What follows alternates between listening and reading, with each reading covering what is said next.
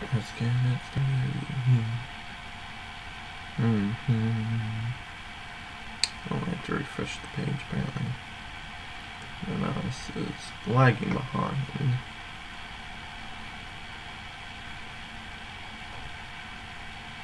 Getting it started. Getting it started.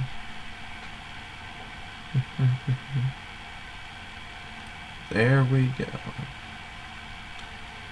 Here it is. I think it's one of my neighbor's dogs. If you hear it howling. Go find it. Step back. Go back.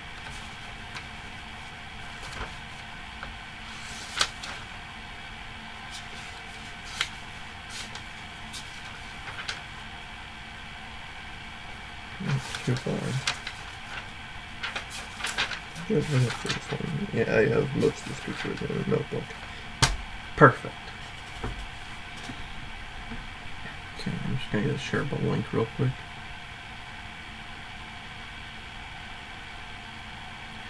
No, that's not what I wanted. Chobolt. Come on, I want shareable link. Thank you. Now I'll go into the control room and I have that shareable link. Post in a couple places.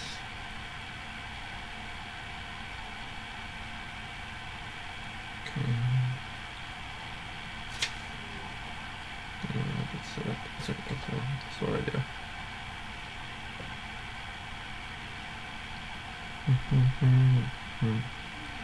No, I'm not gonna set it up like this all the time, just, sometimes.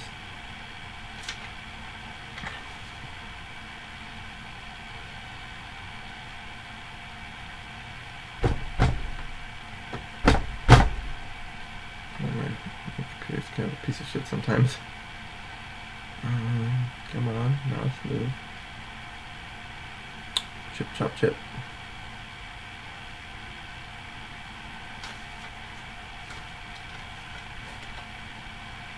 Okay, gotta post it. Sorry. In the relevant places. Jeez, my fucking throat. Alright, let's get it real started here. So I don't know if you guys know who Mr. H.P. Lovecraft is. He was a kind of a bigot who created a whole genre of horror. And some of the stories are very kind of gripping to this very day. But most of the, funnily enough, the horror of his genre, cosmic or existential horror, comes from the horror of the unknown. Nice. So this is one I always remember and one I always liked. It's called The Whisperer in the Darkness. So The Whisperer in the Darkness, is something I've even drawn inspiration on.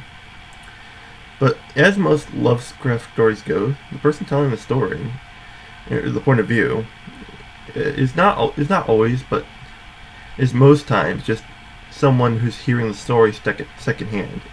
It's a story that happened to someone else. But we have Professor Wilmarth, who is a folklore professor at a college of Arkham, Massachusetts. It's not a real one. It's just, it's fake. It's fake college. He sent a letter from Mr. Henry Kelly. Sorry. The letter is with pictures of old ones, that have been rumored to lurk in the dark nights of a small Vermont town. This begins kind of a bunch of correspondence between him and Kelly. Keep on saying Askley. But and during this, kind of back and forth trading the pictures, they kind of share evidence and findings and fears concerning the creatures that haunt the Vermont town in the dark, usually in the woods. There are some bodies found, there are some strange occurrences prior to the body being found, but soon Kelly starts writing about seeing footprints, monsters that are killing his guard dogs, cutting his phone lines, and this frightens Kelly. And And to quote a very smart woman, just move away! Yeah. But Kelly still finds about, wants to stay to find out about the monsters. Kelly, the phone, nice. Now, Kelly's not really an actual scientist. It's just more for hobby. He lives in rural Vermont, 1929, which makes me think, how rich do you have to be to have a fucking phone line? Like, that is beginning of the Great Depression. What the fuck? That's not fair. In any case, press X to download. And he got into photographs of the creature, but they don't really show up in the photographs, so that kind of sucks. Just don't want their picture taken. Now, yes, he even acquires a device of the creature. I think it's more along the stone, but it's something the creatures own. And he tries to send it down to Arkham, Massachusetts, and by train. But letters are intercepted, and so is the device somewhere along the lines of Boston. But yeah, that's what ends up happening. Yep. And this actually fucking frightens the hell out of Kelly, as it's known to do. Now, in a torque of panic, since a lot of things are getting intercepted, letters are being sent that weren't sent, Kelly, is fucking terrified.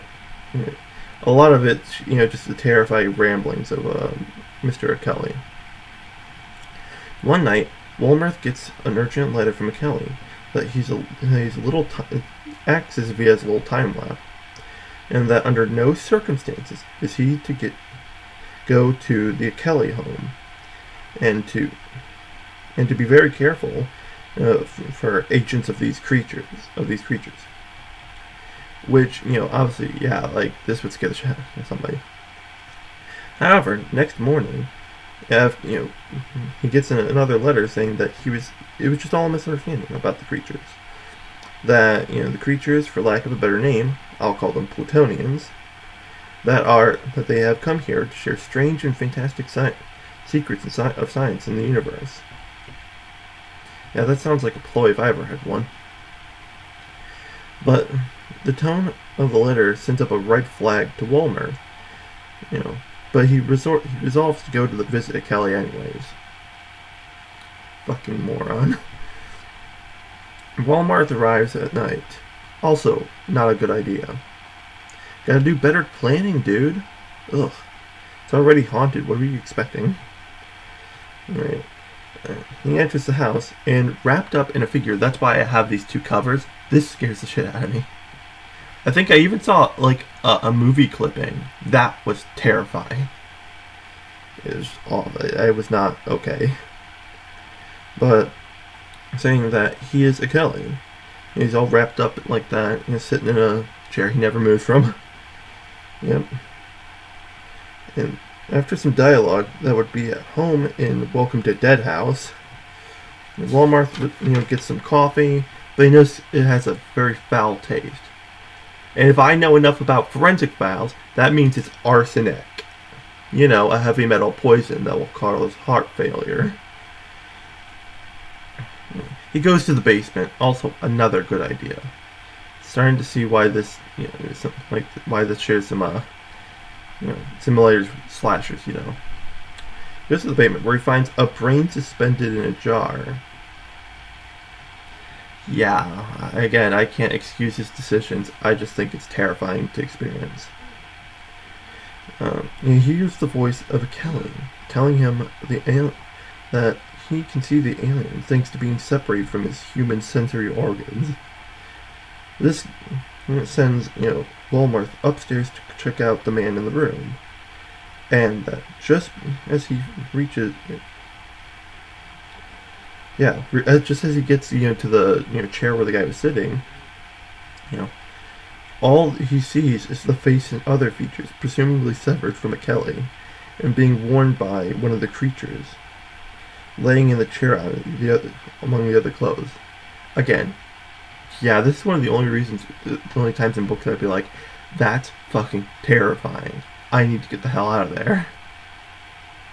Yeah, like, imagine just seeing like face parts on there, and you already know the woods are basically haunted. Yeah, get the hell out of there. I'd be screaming out of there. This sends, warm. Okay, he's screaming, running for his life. Now, fun fact, yes, fun fact time, because I have those. Lovecraft took for about what Lovecraft took for inspiration here.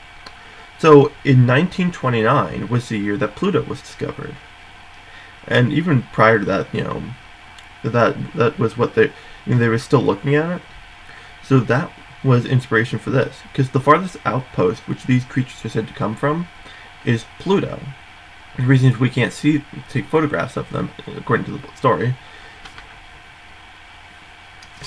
is because they are, outside of material, space or something, so their molecules can't be caught on a camera like we would. So they're literally beyond comprehension, that far out in space, and their farthest outpost is Pluto, and that's why I called them Plutonians. And they have a bunch of other little creatures in jars, some things that can only exist in a physical form in those jars.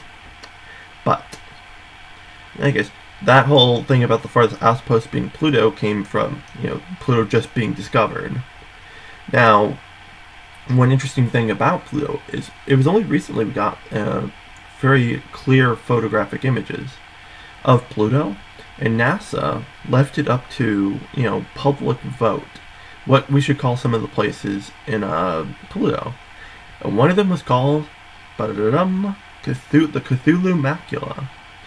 Now, I don't know if anyone doesn't know who Cthulhu is. I think he's pretty well known at this point. He's got his own cereal. But Cthulhu is the most famous and well-known creation of Mr. H.P. Lovecraft. Yes. No.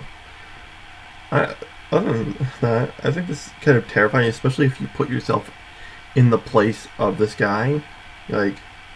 So one of the things I like about this is the use of the uncanny. So the uncanny valley is a kind of writing principle that, uses something that looks normal, but feels very, very wrong. Like, a good example is being like in a mannequin factory, how normally they look like us, but something's just wrong.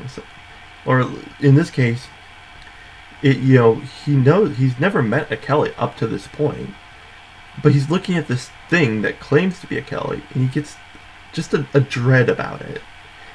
And that's, I think, the uncanny valley and breaking the fourth wall are some of the scariest surreal horrors out there. And if one way to scare me is something deadpan or surreal. As for the story in general, it's pretty par for the course. It does play it well. It's very Lovecraftian. Not to say it's written by him, of course, but I don't know. Some are kind of base. Like there's this one called Cool Air. That one's kind of with all the fantastical universal horrors that he's ever created. Wait till you learn about Yog-Sothoth or Azathoth. Those guys are fucked. But Cool Air's kind of base. I might cover at some point. But yeah, I really like this one. It's pretty cool. All right. Next video will also be Goosebumps. I'm also trying to look at other horror authors. Maybe I'll cover something from Spider Season, which is something I've read recently. Pretty okay. I would recommend that one. I have Local Haunts. I'm reading through Local Haunts. I don't know if I'd ever cover any of it though, just because that some of that's it's not. I don't think it's too much for profit. I think it's actually is bought for charity. Yeah, I think that's exactly what it was bought for. So I might not cover those ones. Alright. I hope you have a good day, and if you really care about it being a new year, have a happy one. Good night, or good day.